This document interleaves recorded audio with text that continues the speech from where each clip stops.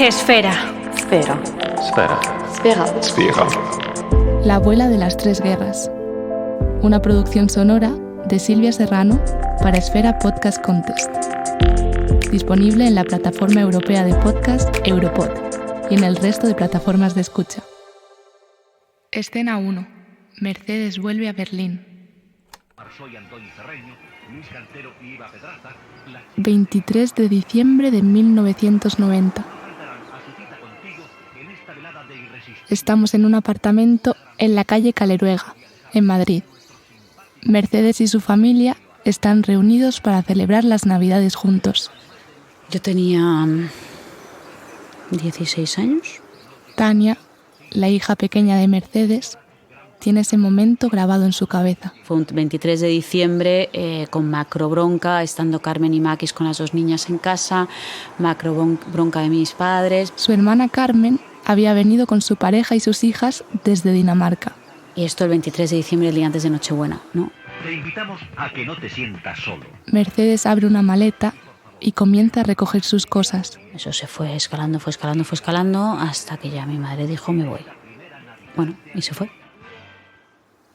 Mercedes sale del apartamento. Y entonces el 24 mi madre se había ido y estábamos ahí, mi abuela materna, mi padre, Carmen, las dos niñas y yo. Y la verdad es que eso fue una situación rara, ¿no? Muy rara, muy dura. Mercedes también se acuerda de ese momento. Fue una decisión que tomé y a posteriori se puede reflexionar de haberlo hecho de otra forma, pero en el momento yo lo hice como lo hice. Pero ¿cómo lo sentiste? Pues lo sentí que era mi decisión, mi necesidad, es lo que yo quería. Y así, mi abuela Mercedes se volvió a Alemania. Dejaba atrás una patria a la que nunca se llegó a acostumbrar. Dejaba atrás el sol, el barullo de las terrazas y los abrazos falsos. Dejaba atrás a su familia. Y todo por amor, o desamor, o un poco de ambas. La abuela de las tres guerras. Episodio 6. La memoria. Ella escribió que la memoria es frágil y el transcurso de una vida es muy breve y sucede todo tan deprisa que no alcanzamos a ver la relación entre los acontecimientos. No podemos medir las consecuencias de los actos. Creemos en la ficción del tiempo, en el presente, el pasado y el futuro. Pero puede ser también que todo ocurre simultáneamente. Isabel Allende, La Casa de los Espíritus.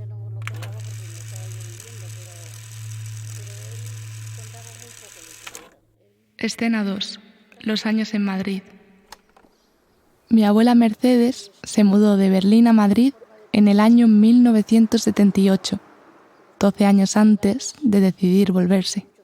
Poco después de su llegada a España, le siguieron su marido Pele y su hija Tania, que para entonces tenía 5 años. Mercedes no tuvo problema en encontrar trabajo. Claro, una persona que hace cabina española a partir del francés, del ruso y del alemán, era prácticamente, no había nadie, era yo la única. Para aquel entonces, Mercedes ya tenía experiencia como intérprete simultánea en 4 idiomas diferentes, y eso no era fácil de encontrar. Siempre llena de trabajo, llena. Y entre esos trabajos, comenzó a trabajar en el programa de radiotelevisión española La Clave. ¿Cómo se llamaba el que organizaba Calín, no? Balbín, sí, en la tele. Pero Mercedes seguía teniendo problemas para adaptarse a la forma de hacer española. Te llamaba y te llamaban de la tele que tienes que venir y luego de repente una hora antes te llamaban, no, es que hemos cambiado, son otros idiomas y tal. Y eso en Alemania no te hubiera pasado nunca. Aunque también tenía sus cosas buenas, claro, como la cercanía. Y justamente Balbín que era un personaje entonces, pues venía siempre atrás a las cabinas a saludarnos y bueno, chicos, hoy va a ser difícil porque la película es muy, muy complicada y el tema es muy complicado y tal. Mercedes no paraba en casa. Además de su trabajo en la televisión, mi abuela viajaba a menudo para trabajar como intérprete simultánea en conferencias en distintas partes de Europa. Y Tania, su hija pequeña, la echaba de menos. Pero la que sí que estaba a menudo en casa era su abuela Enriqueta, la madre de Mercedes, que había regresado también a España. Tania recuerda esa época. Me hizo mucho el papel de mamá. Cuando mi madre no estaba, venía mucho a casa cuando mi madre viajaba. Me contaba muchas cosas de ella, de su historia, de su relación con su marido. Y en esas tardes, cuidando de su nieta, Enriqueta le contaba a Tania pequeños fragmentos de su vida. Que había echado mucho de menos a sus hijos, que había tomado decisiones equivocadas, o que habían, hablaba siempre en plural, que habían tomado decisiones equivocadas, que su marido era el amor de su vida. Y que Tania creció escuchando que su abuelo Ángel, el padre de Mercedes, había sido un hombre maravilloso. Yo que tenía 1 año cuando murió mi abuelo, pues para mí mi abuelo era un ideal, claro. Su abuela Enriqueta había estado siempre profundamente enamorada de él, aun sabiendo lo que eso significaba. Ella se había casado con él sabiendo que él estaba casado con el partido. O sea que en el fondo ella siempre iba a ocupar un segundo lugar, ¿no? Pero aún así le amaba muchísimo y eso, no iba a volver a casarse nunca más porque solo le quería a él. Escena 3. La caída del muro. 9 de noviembre de 1989. Cae el muro de Berlín. Caer el muro significaba que desaparecía uno de los países donde yo había vivido. Desaparecía la RDA. Aunque yo hacía muchos años que pensaba que eso iba a terminar pronto. Tenía miedo que eso terminara en una guerra entre los dos bloques. Y el hecho de que fuera una solución pacífica es el mayor regalo que uno puede tener. Y luego además eso para mí significó que yo podía venir. Hasta entonces, las entradas y salidas a la República Democrática Alemana estaban totalmente controladas. La caída del muro significaba que Mercedes podía volver a vivir en la Alemania del Este si lo deseaba. Y ella llevaba bastante tiempo planteándoselo. Mi madre llevaba con Peta mucho tiempo. A mi padre se lo dijo desde el principio, pero a mí no. Trabajando de intérprete en la Conferencia de Seguridad Europea, Mercedes había conocido a un embajador de la Alemania del Este llamado Peter Stecklich y se había enamorado, por tercera vez en su vida. Pele, el padre de Tania, lo sabía. Mi madre siempre decía, yo a tu padre nunca le he mentido, ¿no? O sea, que ella con mi padre siempre fue sincera y le dijo, hay otra persona, o sea, se lo contó desde el principio.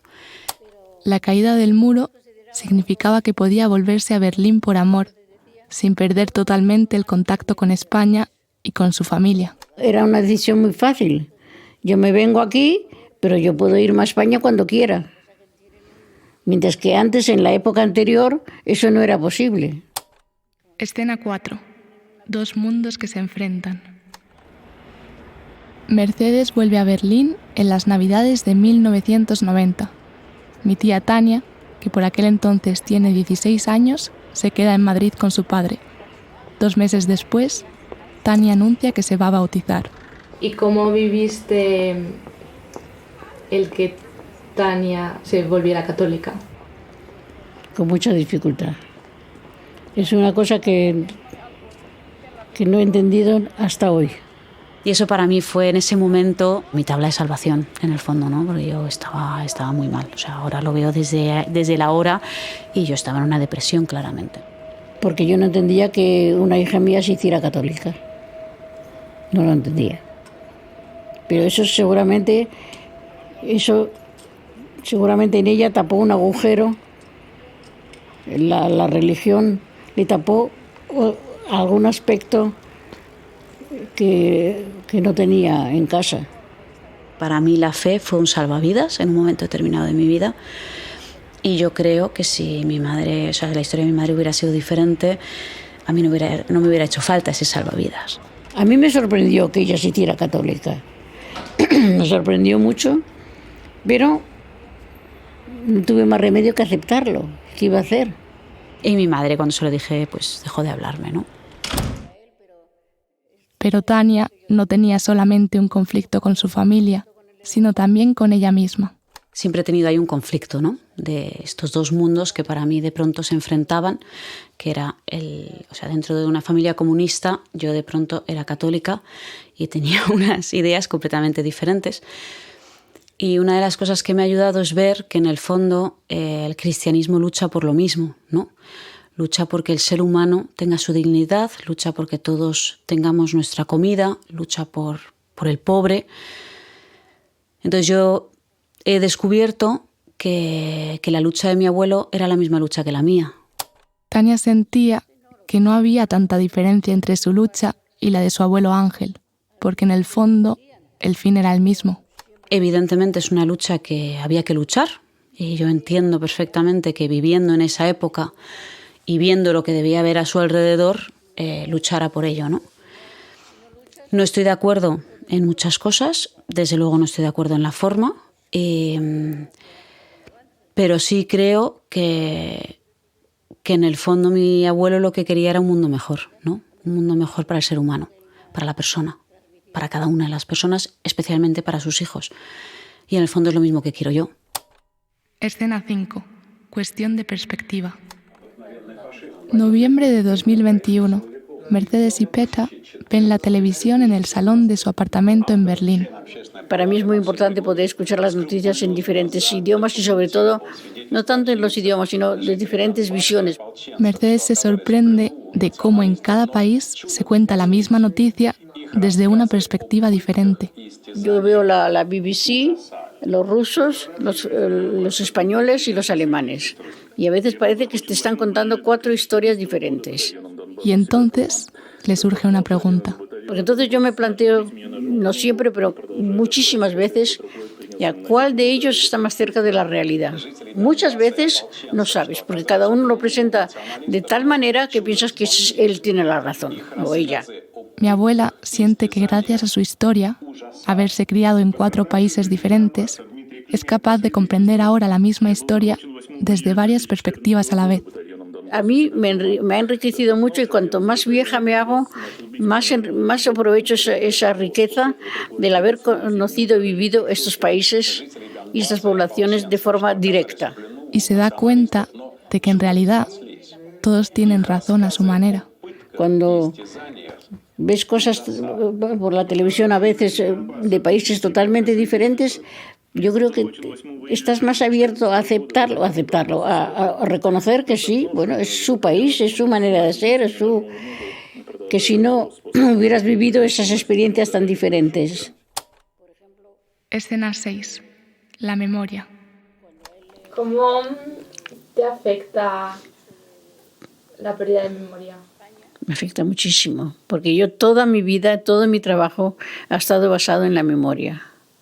Pero en simultáneo, todo está basado en la memoria. Entonces me afecta mucho, me preocupa mucho. Y entonces por eso hago lo que puedo para, retroceder ya no puedo, pero por lo menos para que no avance. La pérdida de memoria de mi abuela me hizo plantearme qué es la memoria y de qué manera nos condiciona. Así que pregunté a mi tía Tania, ¿para ti qué es la memoria? Algo que no tengo. O sea, yo tengo muy mala memoria. A mi madre. La memoria. La memoria es tu vida, lo que has vivido y también lo que tú puedes transmitir a los demás para la vida de los demás, ¿no? Al tío Pepe. Mira, para mí la memoria, si me hubieras hecho esta pregunta hace 5 años, te lo hubiera contestado de otra manera. Pero hoy por hoy estoy viviendo la experiencia de mis hermanos y lo que significa la pérdida de memoria. Por lo tanto, percibo la memoria como, no sé si es la palabra correcta, pero como un don que tenemos, que mientras lo tenemos es bonito aprovecharlo y disfrutarlo. Y a mi abuela. La memoria para mí es recordar lo que ha pasado y no olvidar lo que ha pasado, lo que has vivido o no has vivido, pero que forma parte de tu pasado, es para mí la memoria. y escuchando sus reflexiones me di cuenta de que si las juntaba, creaban un mensaje muy claro. La memoria es algo importante porque cada persona, por pequeño que sea el grano de arena que aporta, pues aporta algo. Y su vida y su experiencia puede aportar cosas a otras personas y a generaciones posteriores, eso estoy convencido. Yo creo que es decisivo luchar para no perder la memoria, porque de la memoria se aprende también. Si no, puedes volver a repetir muchas otras cosas que no harías gracias a la memoria. Igual que esto me parece importante, también me parece importante no caer, ¿cómo lo llamaría? No caer como en un círculo de volver siempre a lo mismo. Pues puede hacer que se continúen odios y debería hacer todo lo contrario, ¿no? La memoria debería ayudar a que haya más comprensión entre los seres humanos. Disfrutemos de lo que conjuntamente tenemos de bueno. Y eso en los dos sentidos. O sea, a nivel europeo o político o país y también a nivel familiar, ¿no? Tenemos muchas cosas que nos unen. O sea, si nos acordamos de la historia de Europa, eso debería llevarnos a hacer que sea imposible que vuelva a haber una guerra.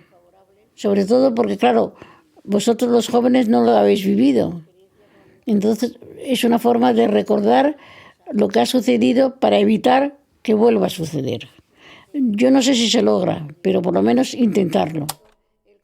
Escena 7. El éxito y el fracaso. ¿Cuál crees que es el éxito y cuál es el fracaso de esta historia, de tu historia personal? ¿De mi historia personal? ¿El éxito o el fracaso? Bueno, el éxito es que he vivido las experiencias que he vivido. ¿Y el fracaso? Pues el fracaso es que no he logrado algunas de las cosas que quería. Por ejemplo, no he logrado vivir toda la vida con una misma persona. No he logrado hacer los estudios que yo quería, que era física o matemáticas. No he logrado hacer lo suficientemente feliz a las personas más queridas por mí, es decir, mis hijas.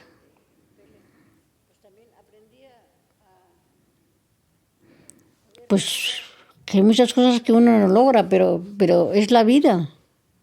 La vida es así, hay cosas que logras hacer y luego hay otras cosas que se quedan siempre en la franja de espera y que a veces nunca vienen. Pero claro, eso es el ser humano, yo creo. Es como somos. Y lo único bueno es no hacer guerras.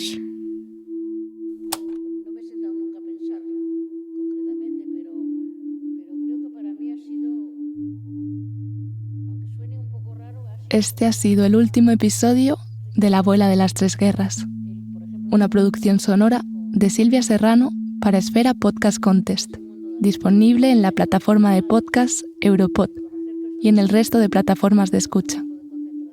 ¿Conoces a alguien que sin duda disfrutaría de este podcast? Háblales de La abuela de las tres guerras y de por qué no se lo pueden perder. Si quieres ver a mi bisabuela Enriqueta y a mi abuela Mercedes en Madrid, o las fotos durante las entrevistas para La abuela de las tres guerras, y muchas otras cosas chulas, entra en silviaser.com/La abuela de las tres guerras. Gracias a todas las personas que han dedicado tiempo, conocimiento y esfuerzo para hacer esto posible. Si has disfrutado de este podcast y sientes que quieres apoyarlo, puedes hacer una aportación económica a través de Patreon, PayPal y otras plataformas. Tienes toda la información en mi página web silviaser.com/quiero aportar. Y ya que sigues escuchando, te invito también a seguirme en redes, @silviaser440, para estar al tanto del estreno de las próximas producciones. Gracias por estar ahí. Nos escuchamos muy pronto. No quiero parar, no. Qué penita me da. ¿Qué es lo más importante que te llevas de esta conversación? La experiencia de haber explicado o intentado explicar a mi nieta lo que ha sido mi vida, cómo ha sido mi vida, y sobre todo me llevo la alegría de que una moza de tu edad se interese por una vida como la mía. Porque para el 90 y tantos % de la gente es pasado está. ¿Tú crees que pasado está? Yo creo que no. Por desgracia, en la historia demuestra siempre de nuevo que la historia se repite. Y cuanto más se sabe de lo que ha pasado, más se puede intentar que no se repita. Por eso es importante que gente joven como vosotros estéis recordando ese tipo de cosas para que el ser humano, que siempre cae en las mismas trampas y en los mismos errores, no lo repita. Genial, muchas gracias. De nada. Vamos a ver las noticias rusas. ¿Es ya? Ya llevan 10 minutos. Uy. Tú las quieres escuchar, claro, Sí, porque tú las enteras de todas. Sí. A mí sí me gustaría escucharlas, ¿ves?